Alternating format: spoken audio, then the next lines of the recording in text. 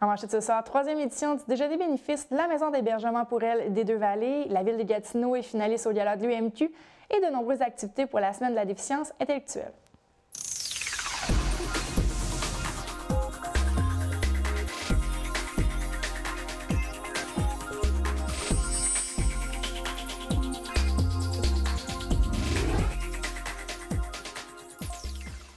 Bonsoir, mon nom est Josiane Hardy. Bienvenue à cette édition d'InfoMag du 10 mars.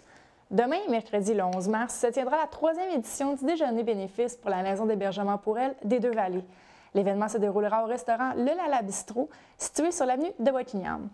Toutes les recettes obtenues, soit 100 % lors de ce déjeuner de 7 à 11 heures, seront remises à la Maison d'hébergement. Jannick Fontaine, directrice de la maison, tenait à vous inviter. Parce qu'on héberge en moyenne une centaine de personnes à la maison d'hébergement, femmes et enfants, chaque année. C'est une belle occasion aussi de sensibiliser les gens à la cause de la violence conjugale.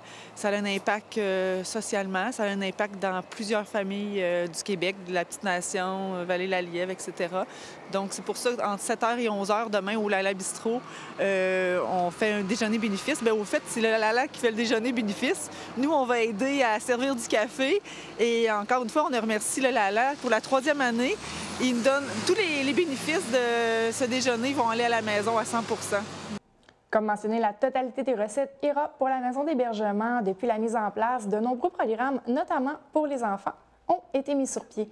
Avec les mesures d'austérité qui frappent certains organismes communautaires, les fonds sont très bienvenus. Malgré cette période, la maison se lève les manches et continue les projets. Car des projets, il doit toujours en avoir, car la violence, peu importe la forme qu'elle prend, elle ne diminue pas. La sensibilisation est sans fin, d'où l'importance de se renouveler et d'avoir toujours de nouveaux projets. Vu que c'est la troisième année, avec cet argent-là, on a déjà des projets en vue auprès des enfants, des sensibilisations dans les écoles. Fait que cet argent-là, on a déjà un objectif. Donc, plus qu'on va en ramasser, plus qu'on va pouvoir aller sensibiliser les jeunes dans les écoles, faire des suivis externes aussi avec les enfants, tout ça. Ça fait la troisième année qu'on va prendre cet argent-là pour les enfants. Ça n'a pas de fin parce qu'on dénonce, mais on dénonce pas encore assez. Souvent, j'ai entendu dernièrement là, un sondage qui a eu lieu dans le journal Le Droit, si je me trompe pas. Ça disait qu'il voyait des actes de violence, puis il dénonçait pas par peur, par crainte, on se mêle de nos affaires. Mais la violence conjugale, la violence, peu importe, ça se dénonce. Puis, bien, on est une ressource pour ça. Fait que c'est encore plus important. Souvent, en se promenant, on peut voir de nombreux chantiers de construction, autant des condominiums que des maisons unifamiliales. À chaque mois, la Société canadienne d'hypothèques et de logement dépose la tendance pour Gatineau. Au total, 1491 mises en chantier ont été de l'avant à Gatineau en comparaison à 1630 pour janvier. Si on regarde plus spécifiquement pour le mois de février 2014 versus 2015, c'est environ 2 tiers de moins qui ont été enregistrés.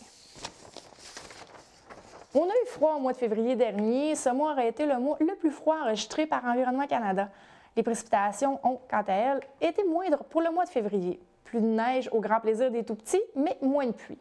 L'Outaouais aurait été épargné par les blizzards qui ont touché les maritimes. On peut déjà dire pour le mois de mars qu'il devrait être fidèle à son habitude, c'est-à-dire près du point de congélation pour le début du mois, et le mercure augmentera vers la fin du mois de mars. Bel honneur pour la ville de Gatineau. Le gala Mérite Ovation municipale de l'Union des municipalités du Québec, l'UMQ, a dévoilé ses finalistes. Pour cette 11e année d'existence, le gala a reçu près de 63 projets soumis par 43 municipalités, entre autres. Au total, 21 projets ont été retenus par les jurys, dont 2 projets de l'Outaouais. La ville était très heureuse de cet honneur, comme le souligne Marie-Hélène Rivard, qui est chef de la section des relations publiques pour la ville de Gatineau. C'est certain qu'on est toujours content de savoir que nos équipes offrent des projets qui sont innovants et qui sont reconnus sur la scène provinciale. À chaque année, ou en tout cas presque chaque année, on soumet des projets au Mérite Ovation municipale, le concours de l'UMQ. Et puis on est toujours très heureux là, lorsque nos services remportent la palme ou sont parmi les finalistes.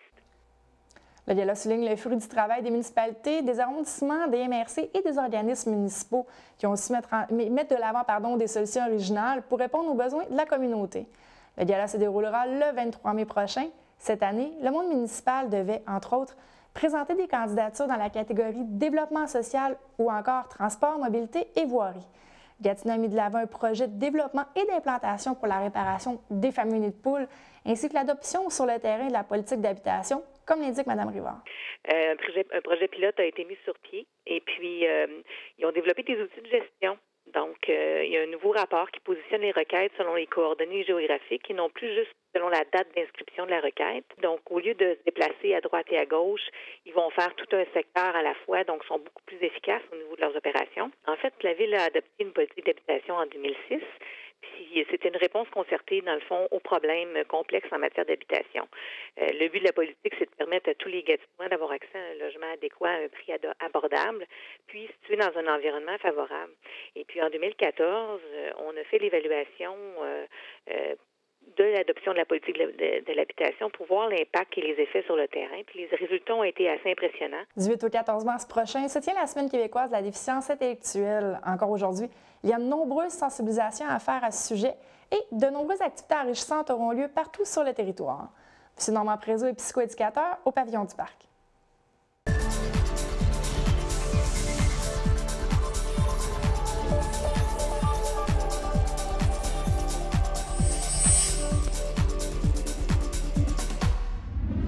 Avec M. Normand Prézo, qui est psychoéducateur au Pavillon du Parc. M. Prézo, bonsoir. Bonsoir. D'abord, pour ceux qui ne seraient pas familiers, qu'est-ce que le Pavillon du Parc? Le Pavillon du Parc, c'est un centre de réadaptation qui offre des services à une clientèle présentant une déficience intellectuelle ou un trouble du spectre de l'autisme. Justement, quand vous parlez de services, le but et la mission, je pourrais dire, du pavillon sont lesquels? C'est de venir en aide à des gens, que ce soit des enfants, parce que le Pavillon du Parc dessert une clientèle là, de 0 à 99 ans. On vient en aide réellement aux populations qui ont une déficience ou un trouble du spectre de l'autisme à travers des services professionnels de psychoéducateurs, de travailleurs sociaux, d'éducateurs et de techniciens, même en assistance sociale. À cela se greffe bien sûr là, tout le secteur des gestionnaires et du personnel administratif. Vous avez abordé que la clientèle va des enfants jusqu'à 99 ans. Oui. Quel type de clientèle? On parle des gens avec une déficience intellectuelle ou ayant un trouble du spectre de l'autisme. Souvent, les gens peuvent être méchants envers ce type de personnes-là.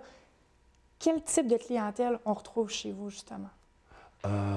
C'est certain qu'on a des enfants, ça passe des enfants qui ont des troubles vraiment du développement, avec certains déficits là, au niveau là, de la communication, de la gestion des émotions. On a une clientèle aussi qui peut avoir des troubles du comportement aussi. On en retrouve de plus en plus. On retrouve aussi de plus en plus une clientèle qui est de plus en plus vieillissante, là. Des cas lourds comme des cas plus légers. Oui, là. on a des cas vraiment de lourds. tout. Oui, on fait des cas légers, des cas moyennement lourds et des cas plus lourds.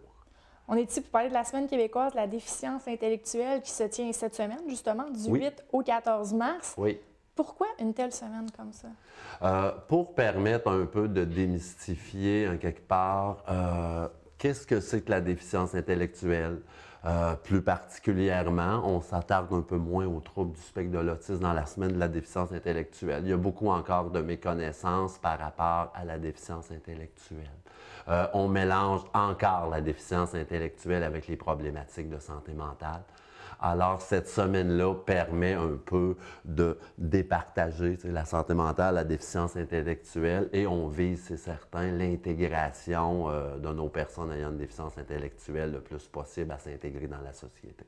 Il y a plusieurs activités qui vont avoir lieu cette semaine, notamment pour Buckingham, la petite nation, bref, le secteur de Papineau en général. Là. Si je ne me trompe pas, il y a des activités qui ont eu lieu avant, mais qui vont être présentées cette semaine. C'est ça. Il y a des activités qui ont eu lieu dans tout le mois de février, un petit peu qui déborde sur la première semaine de mars. On a des activités telles que il y avait l'activité avec l'école de pâtisserie du Centre de formation professionnelle La Lièvre Seigneurie, qui ont été jumelées à l'école Saint-Michel, le programme SFIS, qui est un programme pour les adultes présentant une déficience intellectuelle, où cette clientèle a eu la chance de travailler avec des étudiants en pâtisserie pour créer des tartelettes aux fruits. C'était vraiment très, très intéressant et stimulant. Il y a eu aussi du karaté qui a été fait dans la petite nation avec l'école Kamei Karaté-Do de M. Pierre Boyer où on avait pris un groupe de karaté qui était à l'atelier de formation socio-professionnelle de la Petite Nation, qui a des gens qui ont une déficience toujours, avec des jeunes de l'école Providence à Saint-André-Avelin du niveau maternel. On a eu des activités de quilles avec l'Association des personnes exceptionnelles ici de Papineau, avec l'Association des retraités de l'éducation des autres services publics qui sont allés jouer au quai ensemble. C'était une belle activité d'intégration. Il y a eu du hockey avec Action Aide Loisirs Papineau et des gens de la communauté à Saint-André qui jouaient déjà au hockey, qui ont décidé à quelque part d'aller jouer avec notre clientèle là, déficience intellectuelle. Et il y a eu aussi une activité de match et bingo avec l'école Saint-Michel de Montebello, l'école primaire avec les enfants de 6-12 ans et un club de marche, les 1000 pas à Montebello. Toutes ces activités-là, c'est le 12 mars, si je ne me trompe pas, hein, lors d'un gala qui vont être présentés? Oui, ils vont être présentés sous la forme là, d'une présentation, d'un montage photo. Actuellement, on est rendu à plus de 100 personnes là, qui ont confirmé leur présence jeudi le 12 mars pour un 5 à 7 où il va y avoir là, vraiment des petites bouchées qui vont être servies, des chocolats, il va y avoir même des boissons alcoolisées qui seront servies. On essaie que ça soit dans un concept d'intégration le plus normalisant possible à travers cette activité-là et les gens ont très bien répondu. Là. On est rendu à plus de 100 personnes. Là. On parle, j'aime ça, le terme intégration, le terme sensibilisation, mais à toutes les fois qu'on se parle, justement, on parle de sensibilisation, d'intégration. Est-ce qu'en 2015, il y a quand même une évolution de la part de la population ou c'est quelque chose qu'on doit recommencer toujours et toujours? Je te dirais qu'il y a quand même une évolution, c'est un grand mot, je trouve. On va parler davantage d'ouverture. Je pense que la population commence à avoir un peu plus d'ouverture à côtoyer nos gens qui ont une déficience intellectuelle. Mais il reste encore beaucoup de méconnaissances par rapport à la déficience intellectuelle, un peu comme on disait tantôt. Les gens mélangent encore la santé mentale, la déficience intellectuelle. Alors, c'est certain qu'à chaque année, il faut recommencer, par exemple, à créer des activités avec des gens dans la population normale, entre guillemets, et nos usagers qui ont une déficience intellectuelle. Ça permet de créer des liens. D'ailleurs, notre slogan pour le gala, c'est « Connaître les passions peut créer des ponts et faire tomber les préjugés ». Wow, c'est très, très, très bien dit. Merci beaucoup, M. Prézot. Ça me fait plaisir. Merci.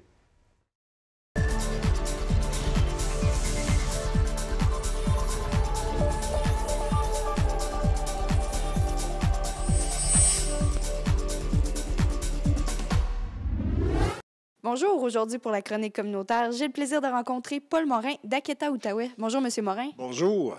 Alors, Paul, on vous reçoit aujourd'hui. Parlez-nous d'abord d'Aketa-Outaouais. Qu'est-ce que c'est? Association québécoise des troubles d'apprentissage. On aide les parents dans le cadre de conférences, ateliers, cafés-rencontres, afin que ces parents puissent aider davantage leurs enfants dans les difficultés qu'ils rencontrent, que ce soit une dyslexie, une dysphasie, un trouble déficitaire d'attention avec ou sans hyperactivité. Et nos conférenciers, ce sont des spécialistes dans différents domaines. Et on fait notre bonhomme de chemin. Moi, ça fait 7 ans que je suis là. On a toujours au moins 5, 6 conférences par année, plus les cafés-rencontres. On a également un service direct aux jeunes, camp répit. Le camp répit, le mot le dit, c'est un répit pour les parents du vendredi au dimanche. Nous prenons les jeunes de 9 à 12 ans ayant un trouble TDAH, trouble déficitaire d'attention, avec ou sans hyperactivité. Et on a le transport qui fournit l'hébergement, les activités, et ça donne ainsi un répit aux parents durant une fin de semaine, 6 fins de semaine par année, où nous amenons 9 jeunes au camp CRFO. Et cette année, chez Aketa-Outaouais, on vit certaines difficultés financières et pour les surmonter, vous avez une activité très intéressante qui s'en vient. Oui, on sait que dans le domaine communautaire, au niveau de l'ensemble de la région, c'est pas une année facile. Notre année fiscale se termine le 31 mars. Nous avions une activité qui était prévue qui fonctionne bien le 22 mars prochain. Mais pour équilibrer notre budget, il faut absolument faire une réussite. C'est notre 6e année, ça s'appelle Dégustation chocolatée. Ça se déroule à la Maison de la Culture. Ça sera mardi le 22 le 22 ou le 24 mars, je m'excuse. Mardi, le 24 mars, le coût du billet est de 50 $, 200 personnes, 200 billets. Le fonctionnement accueille avec un vin d'honneur, un vin pétillant, 6 chocolats différents préparés par l'artisan de dessert et Chocomotive. Et à chacun de ces chocolats, il y aura un vin ou un porto qui sera offert. Et cette année, un spécial grâce à la collaboration du IGA Famille Charles, M. Marc Gervais. On ajoute une 7e table où les gens pourront déguster une bière québécoise ainsi qu'un autre chocolat. Un ajout. Maintenant, comme l'année financière fut extrêmement difficile, il faut absolument, pour équilibrer notre budget au 31 mars, faire de cette soirée-là la meilleure de nos soirées, c'est-à-dire que nos 200 billets soient vendus. Si les gens sont intéressés, ils peuvent communiquer avec nous. C'est de 6 h à 8 h l'activité. Si les gens désirent des billets, ils peuvent toujours le faire en communiquant avec nous au 777-3126. 777-3126, il nous fera plaisir d'y donner suite. Puis on s'attend à peu près à quel montant là, pour espérer bien boucler l'année financière? Dans les années antérieures, on a toujours fait entre un 6 à 9 000 $. Il y a une année qu'on a vraiment atteint l'objectif de 10 000 et cette année, il faut absolument atteindre notre 10 000 $. Si vous calculez 200 billets multipliés par 50, ça représente le 10 000 et les commandites paient la totalité des dépenses de l'activité. Donc, il faut vendre nos 200 billets. Puis, pouvez-vous nous dire en terminant quel genre de conséquences on peut avoir sur vos services, la diminution des sous? La diminution des sous, là, cette année, là, c'est un manque à gagner de près de entre 20 et 25 000 $ par rapport aux années passées. À cause de... On connaît la situation au niveau de Centraide. Il y a eu des coupures pour l'ensemble des organismes. Il y a un bureau de professionnels qui nous organisait un tournoi de golf. Malheureusement, ça n'a pas fonctionné. On a une compagnie pharmaceutique qui nous a toujours donné 5 000 $ par année. Eux aussi ont une période difficile. Donc, au lieu de 5 000, nous avons 2 000. Ce qu'on a fait au niveau de la mission, conférences, ateliers, intervenantes, rencontres avec les parents, il n'y a absolument rien qui a été touché. Le seul élément qui a été touché, ce sont nos camps répit. Chaque camp répit coûte approximativement 3 330 $. Donc, on a coupé 3 camps répit, récupéré 10 000 pour équilibrer le budget. Et heureusement, on a réussi. Donc, on avait planifié 3 camps que nous avons réalisés. Et M. Mario Harel, le directeur de la police de Gatineau, qui est également président de la fondation de la police de Gatineau, a offert de payer un camp, d'où nous avons eu un 4e camp. Donc, on tient à remercier la Fondation, on tient à remercier la population qui participe à nos activités, mais comme je vous dis, la mission n'a pas été touchée. L'ensemble des services n'ont pas été touchés, sauf le service additionnel que nous donnons, que nous offrons, le camp répit. Bien, je vous remercie beaucoup, M. Morin, puis je vous souhaite un bon succès dans votre dégustation chocolatée. Merci beaucoup et au plaisir de vous y retrouver, à vous, téléspectateurs. Alors voilà, c'était Émilie Charon-Pilote en compagnie de Paul Morin d'Aketa Outaouais pour la chronique communautaire.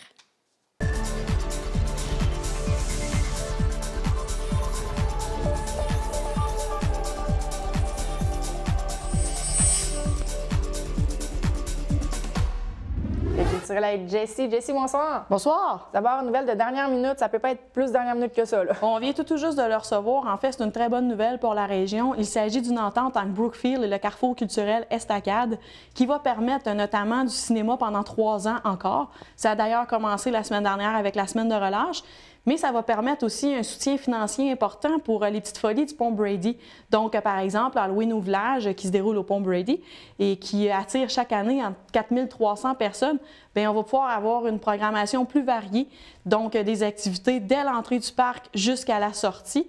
Donc, une bonne nouvelle là, pour les gens du territoire. On aime ça, des nouvelles comme ça. Et là, on poursuit avec un vendredi 13 de l'espoir. Oui, ça sera rendez-vous de l'espoir ce vendredi à la salle des Jardins. En fait, 2 jeunes élèves de 5e secondaire de l'école Armidas Gamelin de Boquiam, Océane Haché et Camille Mongeon, ont créé dans le projet entrepreneurial, c'est dans un cours, un spectacle pour ramasser des fonds pour le cancer du sein. En fait, l'argent va être remis à la Fondation Santé Gatineau pour les rêves de Monique et elles ont décidé de créer un spectacle de variété où on retrouve du chant, de l'humour, de la danse. Ce sont 2 autres élèves, Ariane Plouffe et Marc-André Delorme, qui vont être en charge de l'animation. Et également plusieurs élèves, dont Émilie Vigneault-Joannis, Éric Richard, Eugénie Joannis-Séguin et Francesca Courtemanche, vont monter sur la scène, ainsi que des invités spéciaux qui, je pense, sauront plaire à la population. On parle notamment de Mathieu Lorrain-Dignard, qui est un finissant de l'École nationale de l'humour, donc un numéro humoristique, Raphaël White-Potier et, je ne sais pas si tu te rappelles, Josiane, Jaël Bird-Joseph, c'est un ancien de La Voix, qui était très généreux. Les 2 jeunes femmes lui ont demandé de participer et il a tout simplement accepté. Gracieuseté, il croyait à la cause, donc il vient gratuitement. Et pour participer à ce spectacle, assister, c'est 10 $ ce vendredi à 19 h. Un beau projet. À ne pas manquer ce vendredi. Et là, on s'en va à l'ouverture d'une galerie d'art. Oui, Diane Fontaine, qui est très connue. Ses œuvres vont être exposées en Europe, aux États-Unis, au Canada. Ça fait 10 ans qu'elle est installée à Boquiam. Et là, elle vient tout juste de réaliser un défi de réaliser 4 toiles en 3 jours. En fait, le défi, c'était 3, elle en a fait 4. Et ça va être possible de voir ses œuvres le 22 mars, le dimanche, de 1 h à 3 h, le moment où elle va inaugurer sa galerie d'art, qui est située au 533 avenue de Boquiam, en face du Lala Bistrot, où se trouvait Art à Transit avant.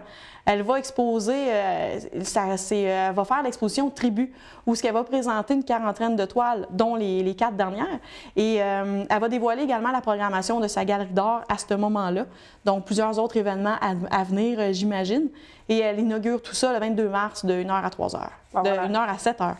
1 h à 7 h. C'est en plein ça. Parfait, on va avoir la chance d'en reparler. Et là, on s'en va secondaire en spectacle, ça s'en vient très bientôt. Oui, c'est une grosse fin de semaine, cette fin de semaine-là. Secondaire en spectacle, 20 et 21 mars, ça fait 5 ans que secondaire en spectacle se déroule à l'école secondaire Armidas Gamelin.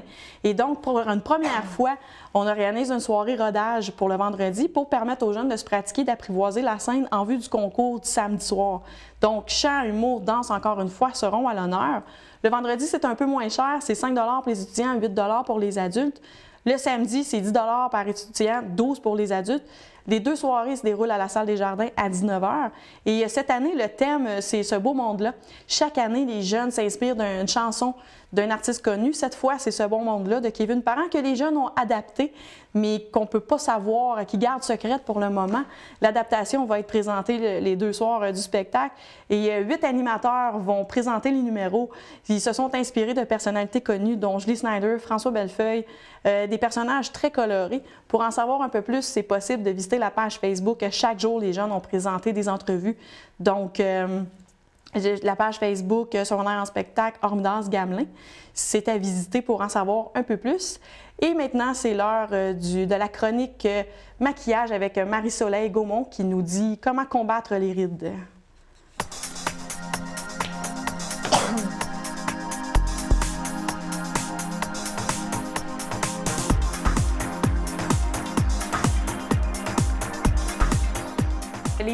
Les premières façons de combattre les rides, en fait, quand on est jeune, c'est vraiment par notre alimentation. Où, évidemment, les premiers signes de rides chez tout le monde, homme ou femme, c'est les petites pattes doigts au contour des yeux.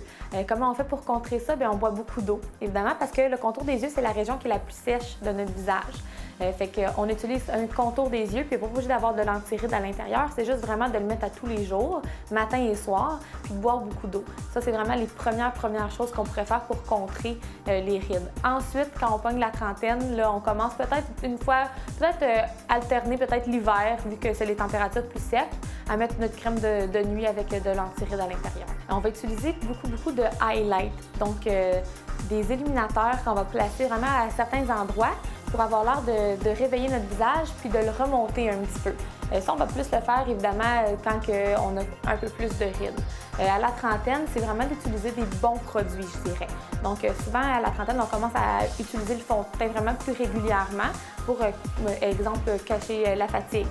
Mais quand on veut utiliser un fond de teint, c'est vraiment important qu'il y ait des agents hydratants à l'intérieur, puis de se démaquiller aussi à tous les jours.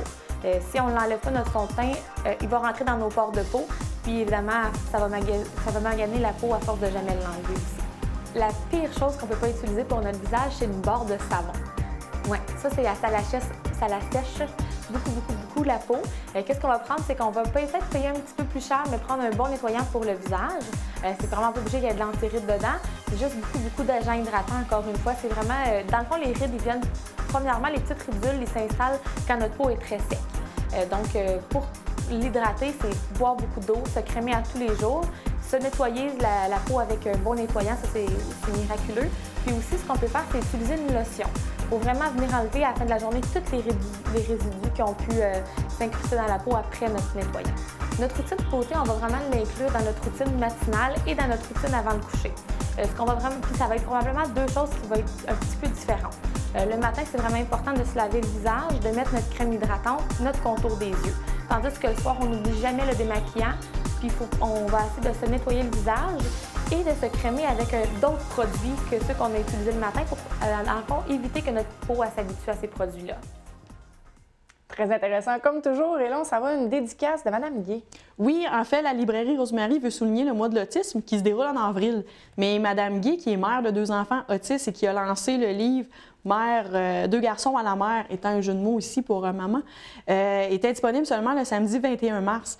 Donc, la journée se déroulera le samedi 21 mars de 1h à 4h à la librairie Rosemary.